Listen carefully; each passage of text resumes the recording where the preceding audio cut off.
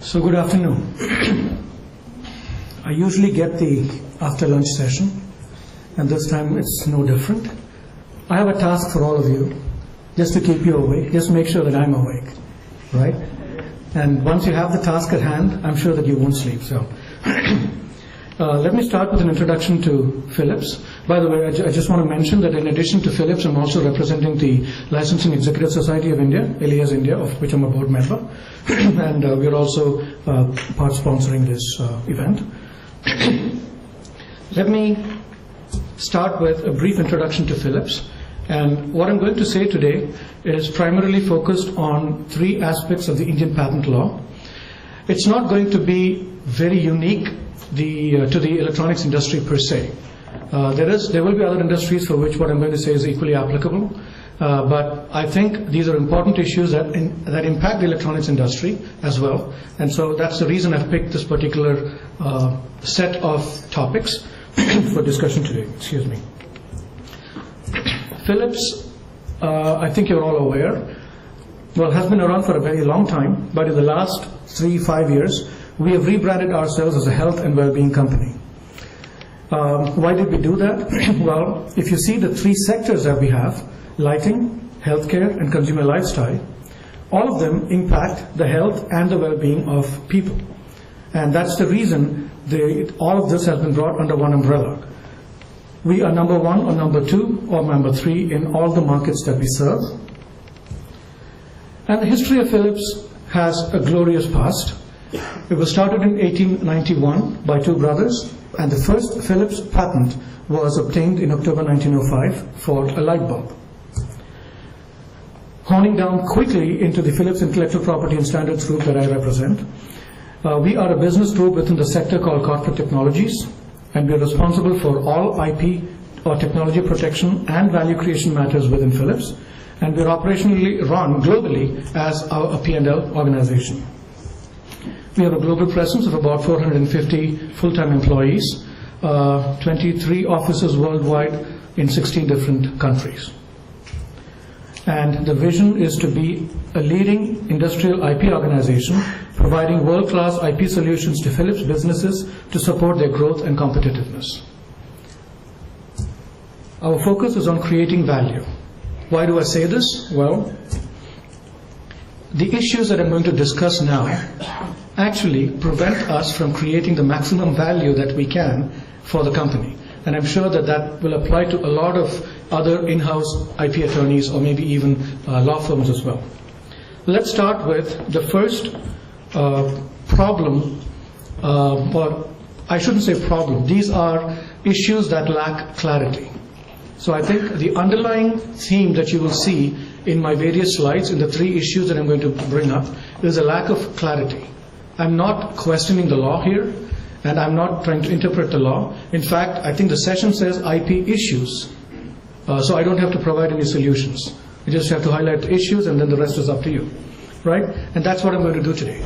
So working of patents in India, how many of you have heard of it, and how many of you have been impacted by it? I see very few hands going up. I'm surprised.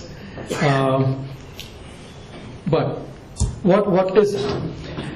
In India, under the Indian patent law, a patented product or a product made out of a patented process should be worked in the territory of India on a commercial scale, and I think it should be manufactured or sold. That's what it basically means. It cannot be merely imported into India. Okay? Now keep that thought in mind, because what happens is that when I just want to tie in those three concepts together. The second one that I'm going to touch upon is compulsory licensing, and the third one is parallel import. And I just want you to tie all these three things together because they're all related. Okay?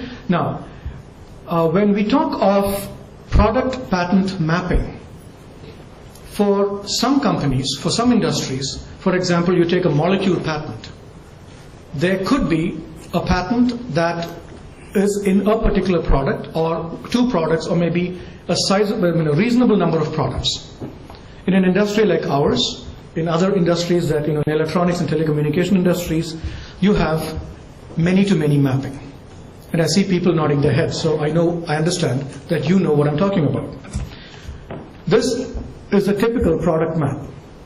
You have a patent that goes into, say, 5 different products. It could be for the screen, something on the screen, LCD screen. You have another patent that goes into most of them, but then doesn't go into the last 2, but then goes into a DVD player and a coffee machine. Maybe some other device, some other patent. This goes on, right? This is not just one. I mean, if you expand it, you have one patent portfolio which has many patents, which has many, many applications. So what I've shown here is an example that I've picked out of, for color matching. There is a company called Radiant Technologies that has a technology that allows you to map and exactly measure light and color of a surface. This is crucial in today's world because we source different parts of a product from different parts of the world. And you would like, say, the legs of a chair to match the seat of a chair, right? And that cannot be done unless you have an exact measure, a standardized measure of light and color, and this company provides that. Say for example, if they were to be in India and they had to provide proof of working of this patent, of this particular patent of theirs, they're going to run into a lot of trouble. Because the applications that you see here, that I've shown there, are they're very few. But actually there are many, many more. There are probably hundreds and thousands of applications. And they might be licensing it to all of them. Right? So, I jump now to the practicalities. So, I've given you what the requirement is under the law. The other requirement, how the law implements it, it asks us to submit Form 27. Form 27 asks for the quantum, the value, the licensees and sub-licensees, and is the public requirement met at a reasonable price. Each of those is open to interpretation. The law itself is open to interpretation, I don't deny that. But we would like to get as much clarity as possible. And I've heard somebody say that patent law is the most exact of all the law systems that exist in the world. But if you look at this, there is an enormous amount of scope for interpretation. What is quantum? Are we talking of numbers? Numbers in terms of sales? How do you define the quantum? For a software patent, what is quantum? How can the value of a patent be decided? I have a patent that forms a small part of a large product. Say I have an MRI system or a CT system. I have a patent on a detector. And not even on the detector, but I have a patent on a processing that the detector does, a method. Now that forms a minuscule portion of the entire value. Or does it? Because without that, the system may not work. To give you an example, a concrete example, there is something called a pyramidal filter that is applied for digital X-ray systems. Analog X-ray systems gave fantastic quality just by the nature of the physics. The minute you digitized it, the quality degraded. People then came up with the pyramidal filter. It only forms a small part of the system, but without that, you would not be able to reclaim the image quality that you lost when you shifted from analog to digital. How do you value that patent? Right? And how do you value a method patent? Is it dependent on number of times of use? Is it dependent on just the time that you sold the product that can implement the method, so it's one time? And what is reasonable price? How do we decide that? Who decides that? So these are practical issues that we have to deal with when we submit Form 27. And Form 27 has to be submitted on an annual basis, every year. Going forward, terms and conditions of licensing and sub-licensing conditions, they could be confidential. And why is this confidentiality important? I'll come to that in a minute. Under one of the sections in the Indian patent law, all information that is provided to the Controller General can be published. In fact, the law states that the Controller General may publish the information. I had an informal chat with him, and he says he interprets the may as a shall. In other words, he is going to publish it, period. Because he, as you probably heard him earlier, he is striving for transparency. And if he's aiming for transparency, publishing it just, as a matter of process, is the most transparent thing that he can do, and that's what he's going to do. What happens when the information that is included in there, for example, the quantum of sales for a pharmaceutical company, which is often considered as confidential information, gets published and gets into the hands of anybody that wants it. Of course, you can also even today get the information under an RTI application. RTI, for those of you who are not aware of it, is the Right to Information Act, which basically means that you can apply to the government of India, and under certain conditions, a lot of information can be made available to you and will be made available to you. Now, I have a question. A patent grant entitles the patentee to a monopoly in exchange for full disclosure of the invention. I agree. But government may be entitled to the other information in Form 27. But by publishing it, my question is the competition and the general public also entitled to that information or not? The Patent Office believes that they are. I think majority of the industry thinks otherwise. As I said, no solutions, only problems.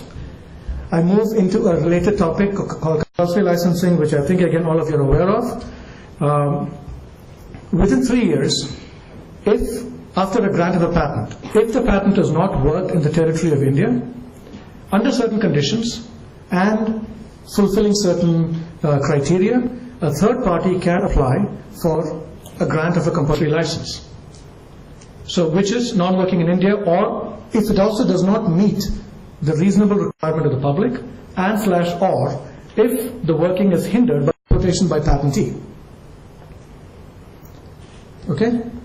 The third one is actually quite interesting, the importation by patentee, but I'll come to that in the next slide. What is reasonable price? Who decides? And how? And why is it so relevant to the electronics industry? What is electronics industry today? It's not just electronics alone. I'm talking of, if it's considered an electronics, in the electronics industry, we make things ranging from all the way from, say, healthcare products to lighting, which has controls, electronic controls, to consumer lifestyle products like mixers and grinders and irons, and so on and so forth, all of which have electronics in them. It's very difficult to decide what the reasonable price of an iron should be, especially if we provide a range of irons that can satisfy, all strata of society. Then, if a patent is not worked in one of them versus the other, I don't know. It allows a third party, in my opinion, to, or allows them the leeway to twist around the information that we provide, and is now being published by, or going to be published by the Patent Office in the future. And I think that is something that we have to be very, very careful about and wary of. Absence of case law. This theme will repeat itself, and I think I heard other people mention it as well. We just don't have case law. The Indian Patent Office cannot decide, cannot interpret the law. It can only implement the law. The only people that can interpret the law are the courts. And for two reasons, there is no case law. One is, as Mr. Kurian himself admits, they grant everything. So nobody has any complaints. Nobody needs to go to court. And for those that are rejected, people keep quiet. Probably because it's not a big enough market yet. I don't know. Or maybe we haven't had enough rejections, to stir up emotions wild enough. I don't know. Problem, parallel import. And I want to tie this in with the previous two. It refers to the import of genuine patented goods without the permission of the patent owner. Particularly problematic for the pharmaceutical industry and also for some of the things that we are dealing with. Definitely not a problem for the healthcare industry. Nobody is going to parallelly import an MRI or a CT system. But they will import, or they can import easily, light bulbs